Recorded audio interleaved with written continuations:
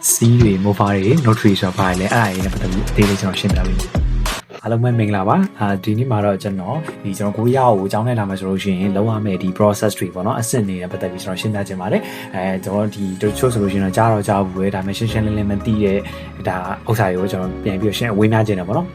်ကျွန်တော်ကိုရီးယားကိုအကြောင်းနဲ့ပြင်ဆင်မယ်ဆိုလို့ရှိရင်တော့အနည်းဆုံးကျွန်တော်တို့ပေါ့နော်ဒါ6လ9လပေါ့နော်အနည်းဆုံးကြာနိုင်တယ်ပေါ့နော်ဒါဝင်းကျင်တီပေါ့ဒါပထမဆုံးကျွန်တော်အကြောင်းနဲ့ပြင်ဆင်မယ်ဆိုလို့ရှိရင်တော့ကြာချိန်အနည်းဆုံး6လဝင်းကျင်ရှိရပေါ့နော်နောက်တစ်ချက်ကကျွန်တော်ဗာလဲဆိုလို့ရှိရင်ကျွန်တော်အကြောင်းနဲ့လာမယ်ဆိုလို့ရှိရင်ကျွန်တော်စပြီးပြင်ဆင်ရမှာကျွန်တော်ဒါစာရွက်စာတမ်းတွေပေါ့နော်အဓိကတော့ပညာရေးစာရွက်စာတမ်းတွေကျွန်တော်10တန်းအောင်ထားရဆိုလို့ရှိရင်ကျွန်တော်10တန်းအောင်လက်မှတ်အမှတ်စင်းအောင်ချောင်းထောက်ခံစာပြီးတော့ကျွန်တော်အရင်တော့ကိုစနစ်ဟောင်းဆိုလို့ရှိရင်တော့10တန်း9တန်းအမှတ်စင်းတွေပေါ့နော်12တန်းအောင်ထားရဆိုလို့ရှိရင်တော့ကျွန်တော်ဒီ12တန်းအမှတ်စင်းเนาะโอเคပြီးတော့ကျတော့10တန်း17တန်းအမှတ်စင်းတွေပေါ့နော်ဒါတွေပေါ့နော်ပြီးလို့ရှိရင်ကျွန်တော်တို့ဒီအိမ်အောင်စုတွေစသဖြင့်ပေါ့နော်ဒါပြင်ဆင်ရတာရှိရပြီးလို့ရှိရင်မိဘမှတ်ပုံတင်တွေစသဖြင့်ဒါတွေအားလုံးကိုကျွန်တော်တို့က scan ဖတ်ရတယ်ပေါ့နော်ကွန်ပျူတာနဲ့ scan ဖတ်ယူပြီးလို့ရှိရင်ဒါတွေအားလုံးကိုကျွန်တော်တို့ကပထမဆုံးအဆင့်ကျွန်တော် notary ပြန်တာပေါ့နော် notary ပြန်တယ်လို့ခေါ်တယ် notary ပြန်တယ်ဆိုတာကဘာလဲဆိုလို့ရှိရင်ကျွန်တော်တို့စာတမ်းတွေကကျွန်တော်မြန်မာပြည်မှာဖြစ်တဲ့အတွက်မြန်မာလိုရေးထားတာဒါတွေကိုကျွန်တော်ကိုရီးယားနိုင်ငံမှာကိုရီးယားတွေကမြန်မာလိုနားလည်နိုင်မြန်မာလိုနားမလည်ဘူးလေအဲ့တော့ကျွန်တော်ကဘာလဲဆိုလို့ရှိရင်ဒီအခုရေးထားပြီးသားစာနာပြတယ်မြန်မာလိုစာတမ်းနဲ့အားလုံးကျွန်တော်ကအင်္ဂလိပ်လိုပြန်ပြီးတော့ပြန်တယ်ပေါ့နော်အင်္ဂလိပ်လိုပြန်ပြီးတော့အစနာပြတော့ notary ပြန်တယ်ဆိုတာဒါပဲပြီးတော့အဲ့မှာဒီရှေ့နေရဲ့လက်မှတ်နဲ့ပေါ့နော်ဒီကျွန်တော်တို့ notary ပြန်လိုက်တဲ့နေရာပြဒီအင်္ဂလိပ်လိုမူရင်းကနေပြီးတော့စနာပြောတယ်အင်္ဂလိပ်လိုပြန်ဆိုထားလိုက်တဲ့မူရင်းအင်္ဂလိပ်လိုရှိရချို့ကိုရီးယားလိုမျိုးပေါ့နော်ဘာသာစကားမျိုးနဲ့ပြန်လိုက်တဲ့ဟာတွေကတရားဝင်ဖြစ်ကြောင်းမှာဆိုတော့ကျွန်တော်ရှေ့နေရဲ့လက်မှတ်ပါတယ်ပေါ့နော်အဲ့မှာ notary ပြန်လိုက်တဲ့ထဲမှာပေါ့နော်ဒါကျွန်တော်ပထမဆုံး notary ပြန်တယ်ဆိုတာဒါကိုပြောချင်တာnotary ပြန်တယ်ဆိုတာစနာပြောတယ်ကျွန်တော်တို့ဒီပညာရေးစာရေးစာရန်တွေကျွန်တော်တို့ရဲ့ဒီပိုင်ဆိုင်မှုတွေစသဖြင့်ပေါ့နော်အိမ်အောင်စသဖြင့်ဒီလိုအကြောင်းအရာတွေကတရားဝင်မှန်ကန်ကြောင်းဆိုတာကိုကျွန်တော်အဲ့မှာရှေ့နေရဲ့လက်မှတ်နဲ့အတူဒါကျွန်တော်တို့ကဟိုပါနော်တရားဝင်ဖြစ်ကြောင်းထောက်ခံချက်ပေါ့နော်အဲ့မှာကျွန်တော်ပြန်လိုက်တယ်ပေါ့နော်အဲ့ဒီပြန်လိုက်တဲ့ဟာတွေကိုကျွန်တော်ကထပ်ပြီးတော့ကျွန်တော်ပြန်လိုက်တဲ့ရှေ့နေရလဲမှန်ကန်ပါတယ်ပြီးတော့ဒီစာရေးစာတမ်းတွေအားလုံးလည်းမှန်ကန်ပါတယ်ဆိုတာကိုကျွန်တော်က MOFA မှာထပ်ပြီးတော့အတည်ပြုတာ MOFA ဆိုတဲ့အဓိပ္ပာယ်က Ministry of Foreign Affairs ပေါ့နော်ဒီနိုင်ငံခြားရေးရုံးကနေပြီးတော့ကျွန်တော်အစတော့ notary ပြန်လိုက်တဲ့စာရေးစာတမ်းတွေစာရေးစာတမ်းတွေကမြန်မာနိုင်ငံကတရားဝင် notary ပြန်ခွင့်ပေးထားတဲ့ဒီမှာရှေ့နေဆိုလဲ license ရထားတဲ့ရှေ့နေကနေပြီးတော့လောက်ထားတာပါဒီ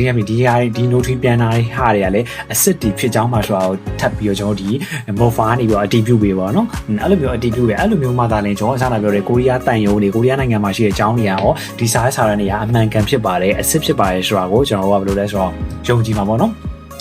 ကျွန်တော် notary လည်းပြန်ပြီးသွားပြီ MOFA လည်းဝင်ပြီးသွားပြီပေါ့နော်ကျွန်တော်ဒါ MOFA ဝင်လဲဆိုတော့နေပြီးတော့ရန်ကုန်မှာဝင်ရတယ်ပေါ့နော်စာနာ notary ပြန်ပြီးသားဟာတွေကိုကျွန်တော်နေပြီးတော့ရန်ကုန်နေမှာဒါ MOFA ဝင်တာပေါ့နော်အဲ့ဆက်တော့ပြန် MOFA လည်းဝင်ပြီးသားဆိုရင်ကျွန်တော်တို့ဒါအားလုံးလည်းသိရကိုရီးယားမှာဆိုရှင်ကျွန်တော်ဒါကိုရီးယားကိုပြင်ဆင်နေသူတိုင်းသိရကျွန်တော်စီးပုံကင်ဝင်တယ်ပေါ့နော်စီးပုံကင်ဝင်တယ်ဆိုတာဘာလဲပေါ့နော်ကျွန်တော်စီးပုံကင်ဝင်တယ်ဆိုတာအစတော့ပြောတယ်ကျွန်တော်ဒီ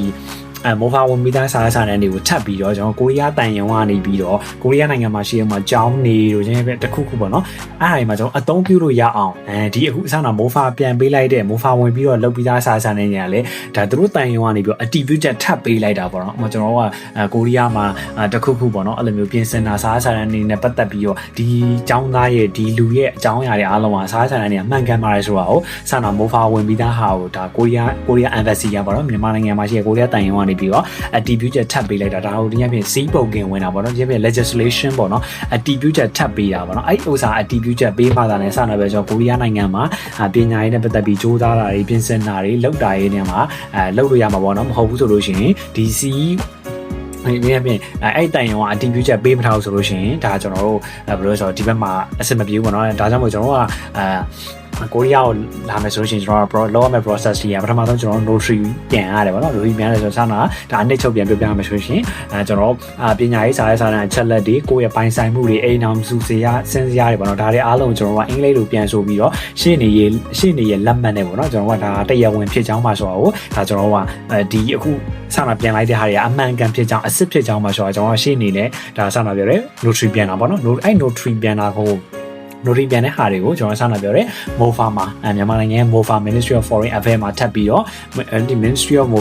the Foreign Affairs ကနေပြီးတော့ဒီအစတော့ကျွန်တော် notary ပြန်လိုက်တဲ့ဟာတွေကမှန်ကန်ပါတယ်ဒီကပြဒီသူတို့ notary ပြန်လိုက် notary ပြန်ထားတဲ့ဟာတွေကတရားဝင်ဖြစ်ပါတယ်ဆိုတဲ့ဟာကိုဒီ MOFA ရုံးကနေပြီးတော့ထပ်ပြီးတော့ DP ချက်ပေးတယ်အဲ့ MOFA ရုံးက လုံထားပြီးသားဒီဝန်ထားပြီးသားစာရေးစာတမ်းတွေကိုမှန်ကန်ကြောင်းဆိုတာကိုကျွန်တော်တို့ဒီ Korea Embassy ကနေပြီးတော့ဒီ Korea တိုင်ယွန်ကနေပြီးတော့ attribute ချက်ထပ်ပြီးတယ်ပေါ့နော်ပြောချင်တာ attribute ချက်3ခုပေါ့နော်ကျွန်တော် notary mofa ပြီးရင်ဆောင်းတော့ပြတော့ Korea Embassy ဆောင်းတော့ Korea တိုင်ယွန်ဝင်တဲ့ဟာကိုကျွန်တော်က C ဒီကျွန်တော်တိုင်ယွန်ဝင်တယ်ရေးမယ် C booking ပေါ့နော် C booking ယူပြီးတော့ Korea တိုင်ယွန်ဝင်တယ်လို့ခေါ်တယ်ပေါ့နော်ဒါအလွယ်မှတ်မယ်ဆိုလို့ရှိရင်ဒါကြောင့် Korea ကိုလာမယ်ဆိုလို့ရှိရင်ဒီအဆင့်တွေဖြတ်ကျော်ရပါတယ်ပေါ့နော်အနည်းဆုံးတော့ Korea ကိုလာမယ်ဆိုကျွန်တော်တို့က6လကနေ8လ9လဝန်းကျင်ထိကျွန်တော်ခံမှန်းကြနိုင်ပါတယ်တယောက်နဲ့တယောက်ကလည်းဒါရှောက်တဲ့အကြောင်းတွေ10တန်းအမှတ်စင်းစသဖြင့်ပြီးလို့ရှိရင်ကျွန်တော်တို့ဘယ်လိုလဲဆိုတော့ကိုယ့်ရဲ့ကန်တရားအကြောင်းတရားစသဖြင့်ဒီအချက်တွေပေါ်မှာမူတည်ပြီးတော့ကြာချိန်နေရတော့တယောက်နဲ့တယောက်ကွဲလွဲနိုင်ပါလေ။ Okay နောက်ဗီဒီယိုတွေမှာပြန်တွေ့ပါမယ်။